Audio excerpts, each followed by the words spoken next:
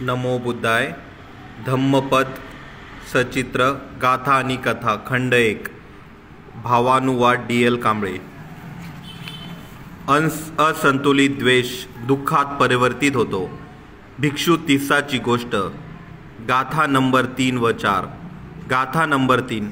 अकोचिमं अवधिमं अजिनमं अहासिमे एचंत उपनवती वेरते सेन संपती. काव्यानुवाद. मारिले, हरविले, लुटले, मला शिवी दिली असे चिंती जो मनी सदा ऐसे वैरतयाचे शमत नसे. भावार्थ. दुसऱ्याने मला मारले, हरविले, लुटले, शिवी दिली, अपमान केला असे जेव्हा मनुष्य विचार करतो तेव्हा त्याचे वैर कधीही शांत होत नाही. मैत्रीनेच वैर शांत होते. गाथा नंबर 4. अकोचिमं अवधिमं अजिनय मे अहांसी मे एतन उपनवती वेरते सुम संपती. काव्यानुवाद. मारिले, हरविले, लुटले, मला शिवी दिली असे चिंती न मनी जो ऐसे वैरतयाचे शमत असे. भावार्थ. दुसऱ्याने मला मारले, मला हरविले, मला लुटले, मला शिवीगाळ केली असा जेव्हा मनुष्य विचार करीत नाही तेव्हा त्याचे वैर शांत होते.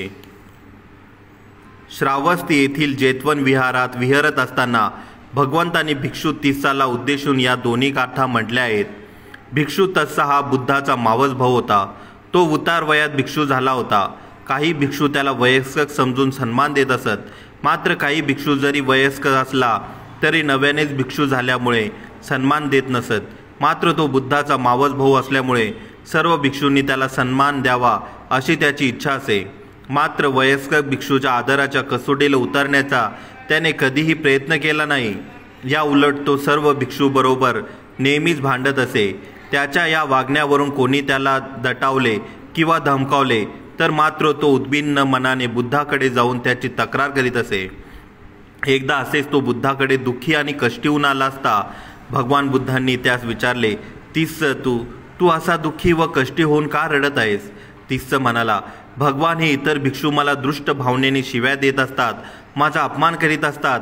हे सांगत असतानाच इतर भिक्षूही तेथे हजर झाले होते. भगवंतांनी 30ला विचारले, 30 हे भिक्षू तुझ्याकडे आले असता तू कुठे बसला होता? तू त्यांना येताना पाहिलेस काय? मग तू उठून त्यांचे स्वागत केलेस काय?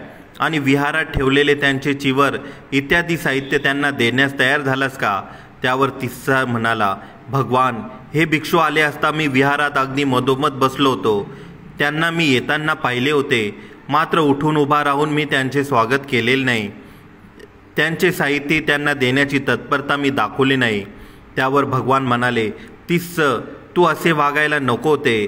हा संपूर्ण दोष तुझ्याकडे येतो. तू त्या सर्वांची माफी माग.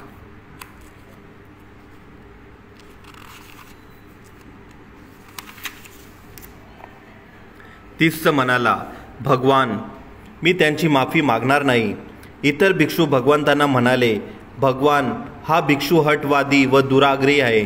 त्यामुळे भगवंत भिक्षूंना म्हणाले, भिक्षूंनो हा असा पहिल्यांदा दुराग्रही नाही. तो त्याच्या अनेक पूर्वजन्मात तो तसाच हटवादी राहिला आहे. भिक्षूंनो त्यावेळी बुद्धांना विचारलं, भगवान सध्या त्याच्या हटवादीपणाबद्दल आम्ही सर्वजण जाणतच आहोत. परंतु त्याने त्याच्या पूर्वजन्मात काय काय केले हे आम्हा सांगाल काय? होय भिक्षूंनो ऐका तर. भगवान म्हणाले व त्यांनी खालीलप्रमाणे 30च्या पूर्वजन्मीची कथा सांगण्यास सुरुवात केली. कोणे एकेकाळी देवल नावाचा एक तपस्वी हिमालयातील 8 महिन्याच्या वास्तव्यानंतर 4 महिन्याच्या वर्षवासासाठी वाराणसी येथे आला.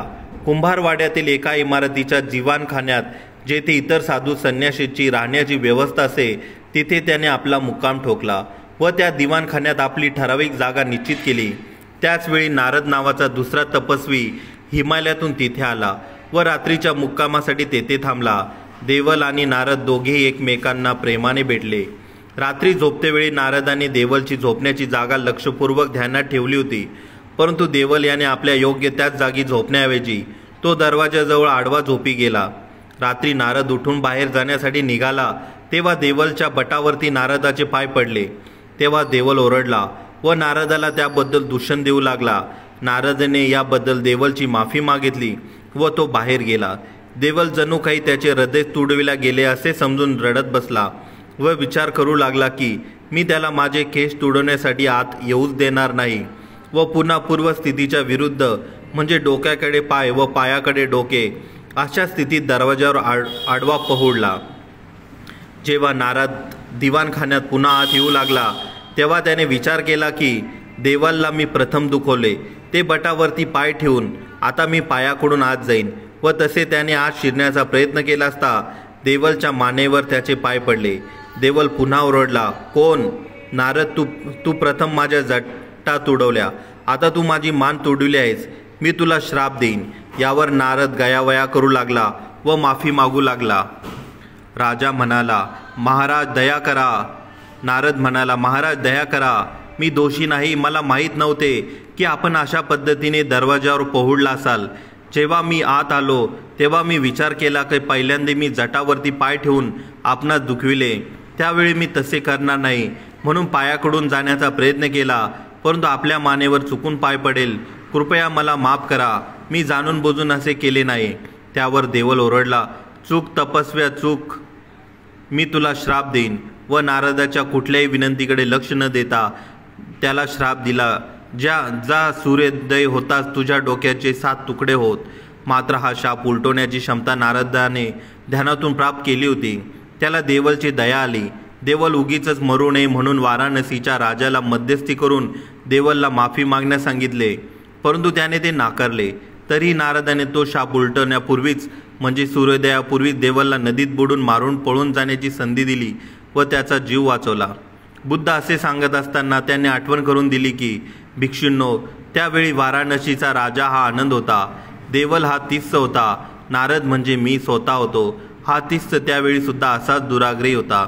म्हणून बुद्धांनी असा उपदेश केला की शत्रुत्वाचे विचार कोणीही बाळगू नये, मैत्री भावनेने दुसऱ्याचे समाधान केले पाहिजे असे सांगून भगवंतांनी वरील दोन्ही गाथा उच्चारल्या.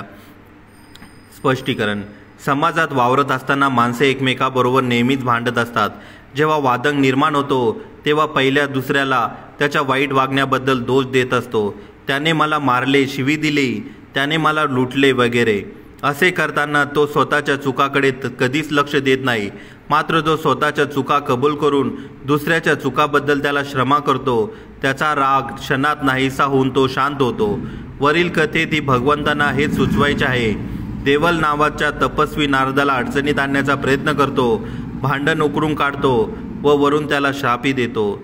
मात्र नारद सत्यावर विश्वास ठेवणार असल्यामुळे व दुसऱ्या बाजूला जाणून बुजून त्रास देण्याचा त्याचा उद्देश नसल्यामुळे तो त्या प्रसंगातून सही सलामत सुटतो. बुद्धांनी अनेक जातक कथांमधून भिक्षूंना व साधारण जनतेलाही वारंवार उपदेश केलेला आहे. बुद्ध त्यांच्या शिष्यांना नेहमी सांगत असत की कुठल्याही प्रसंगी उद्दपित न होता, प्रतिक्रिया न करता शांत राहायला शिकले पाहिजे. बुद्धांना कित्येकदा शिव्या देण्यात आल्या, टीका करण्यात आला, त्यांना दगड मारण्यात आले, हल्ले करण्यात आले, परंतु त्यांनी ते कधीही विचलित झाले नाहीत. स्वतः शांत राहिले व शिष्यांनाही शांत राहण्यास शिकले. त्याने विरोधकाचे अवसान गळाले व ते बुद्धांना शरण आले. तुम्ही एखाद्या प्रसंगाकडे कोणत्या दृष्टीने पाहता यामध्ये शांततेचे गूढ लपलेले आहे. भगवंतांनी शांतीवादी जातकामध्ये त्याचे उत्कृष्ट उदाहरण दिले आहे. त्या जातक कथेमध्ये गौतम बुद्ध हे त्यांच्या पूर्वजन्मात शांतीवादीय नावाचे संत होते. त्यामुळे राज्य करीत असलेल्या निष्ठुर राजाने त्या संताच्या शांत स्वभावाची परीक्षा घेण्याचे ठरविले. त्या राजाने शांतीवादी संताच्या शरीराची एक अवयव कापणे चालू केले.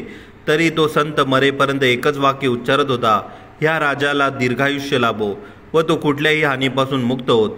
शांतीचे एवढे महान उदाहरण जगात दुसरे असू शकेल काय? वरील दोन्ही गाथा माणसाच्या मनोविकाराचे एक अंग उजागर करतात. बुद्ध नेहमीच आपल्या शिष्यांना सूड भावनेने न वागता प्रत्येक वेळी शांत राहून उपेक्षा भाव बाळगण्याचा आग्रह करीत असत.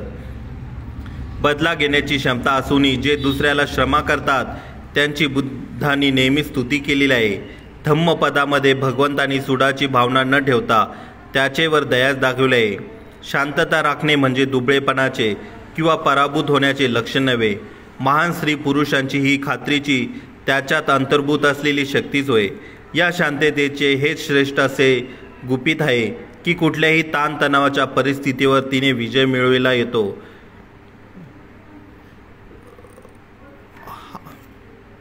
ताबा मिळविता येतो. विशेष नोट: वैरत्व नरक आहे, इतर कुठेही नरक नाही. वैरत्वामध्ये जगणे म्हणजेच नरक होय. आपण जेवढी शत्रुता चारी बाजूला वाढवतो तेवढा नरकही मोठा होत जातो. मैत्री जगण्याला स्वर्ग म्हटले आहे, शत्रुत्रे जगण्यालाच नरक म्हटले आहे. सर्व आपल्यावरच अवलंबून आहे. स्वर्ग किंवा नरक ह्या भौगोलिक जागा नाहीत, त्या मनाच्या अवस्था आहेत. साधू साधू साधू.